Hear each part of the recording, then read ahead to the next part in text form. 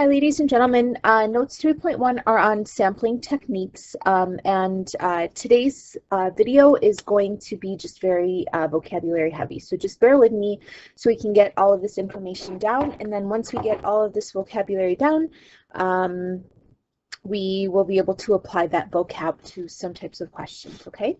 So since we're talking about sampling techniques, the first thing we need to do is define what a survey even is. So a survey is a method of collecting information about a population, okay? And that population can be people, it can be items, it could be animals, it could be anything, okay? And then a census collects information about everyone in a population, okay? And censuses are always done and collect information. They're done Canada-wide, they're done provincially, they're done in any geographic location where they get information about their population. So a population is all individuals or items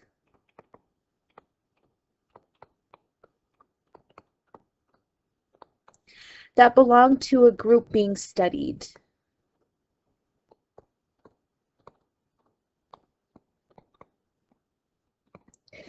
So an example of a population could be all the students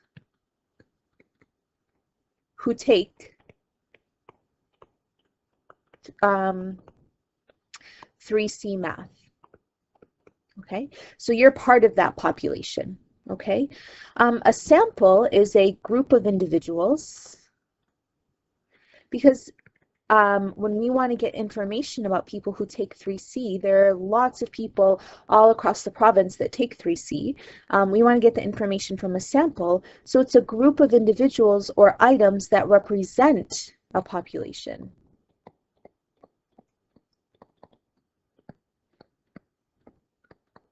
From which they are taken. So an example would be students who take this 3C math class.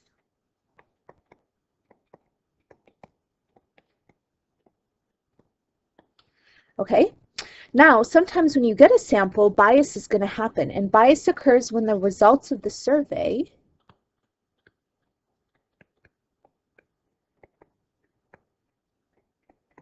do not reflect the population.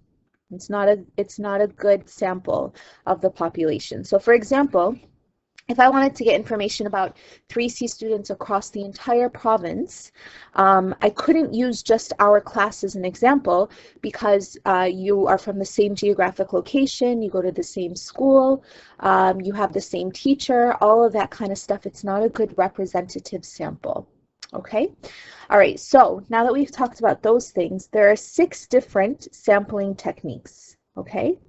So a simple random sample, in a simple random sample, each member of the population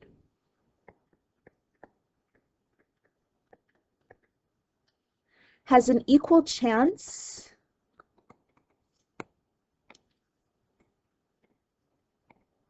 of being selected.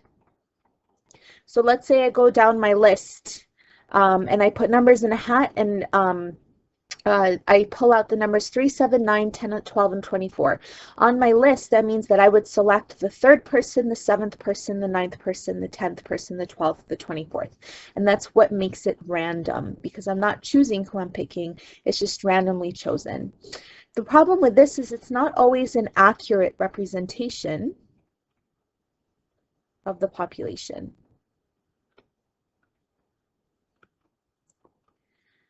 So I could choose these people, and all these people might just, by coincidence, have something in common. Now it's not a good representation of the population, okay?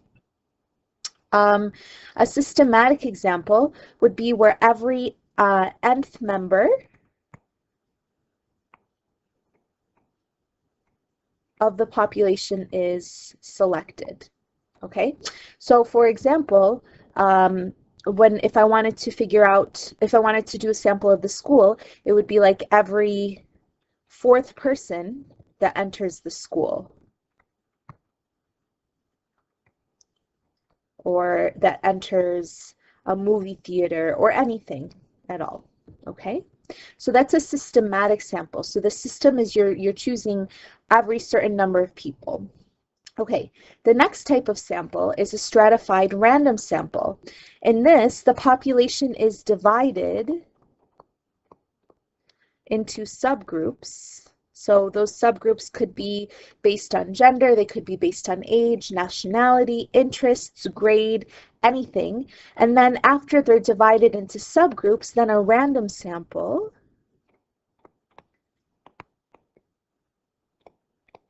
is selected from each subgroup in proportion to its size in the population.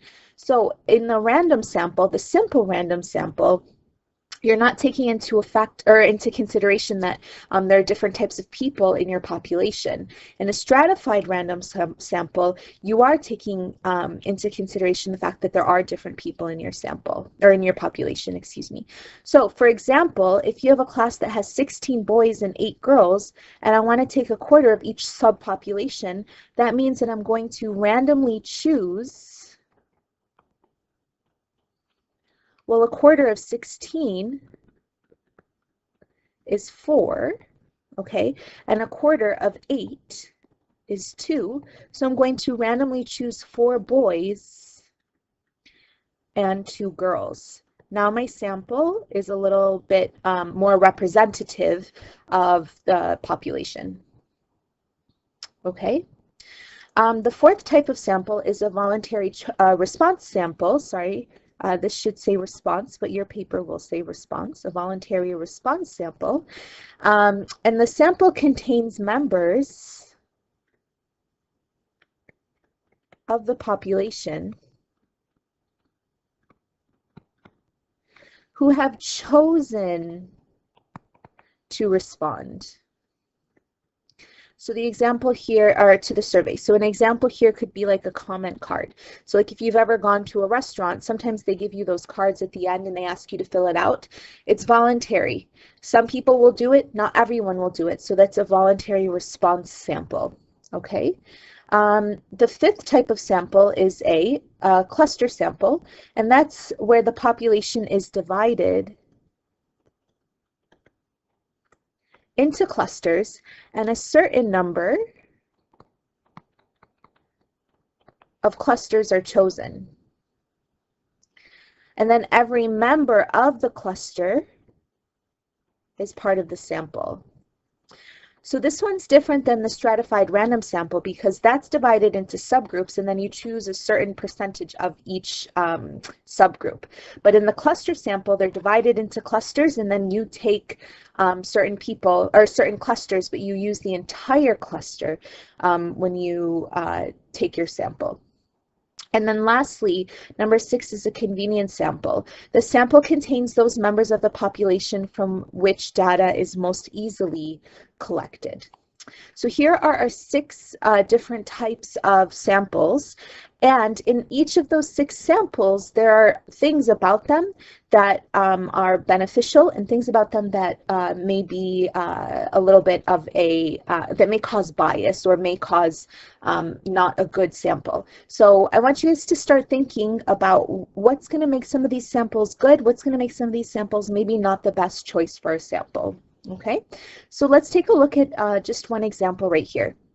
It says a high school vice principal enters the cafeteria and randomly selects 2 tables. All students at those 2 tables are surveyed. So first of all, the population, he's trying to get information about a whole entire group of people. And that whole entire group of people that that high school vice principal cares about is the entire group of high school students.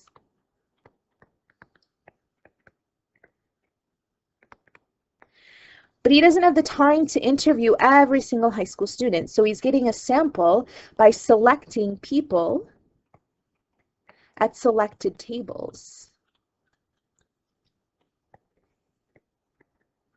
So I want to know, is this type of sampling going to be, which of these 6 sampling techniques is this going to be? It's not a simple random sample because each member has an equal chance of being selected, and he actually went to 2 specific tables. It's not a systematic sample because he didn't ask like every 4th person that enters the cafeteria or every other person that enters the cafeteria. Again, he went to 2 specific tables. It's not a stratified random sample because he didn't just go to, he didn't divide the group up by subgroups and then choose random people from each subgroup. He went to a specific 2 tables, okay? It's not a voluntary response because, it's not a voluntary response because he didn't ask people, like, are you willing to answer these questions? He just went straight to them. Cluster sample is where the population is divided into clusters, or in other words, tables, and a certain number of clusters are chosen, in other words, 2 tables, and then every member of the cluster is part of the sample. Well, everybody, all the students at those 2 tables are surveyed. So this is definitely an example of a cluster sample. Okay, and then is there bias in the survey? Definitely, right? Because people who are sitting at tables together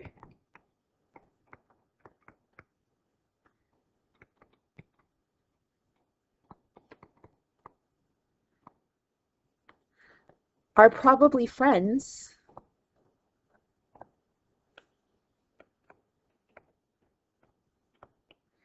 that share the same interests.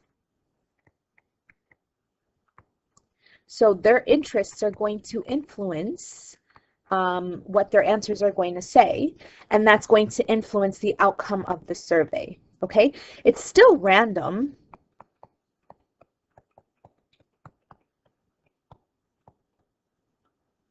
Nope. It's still a random survey.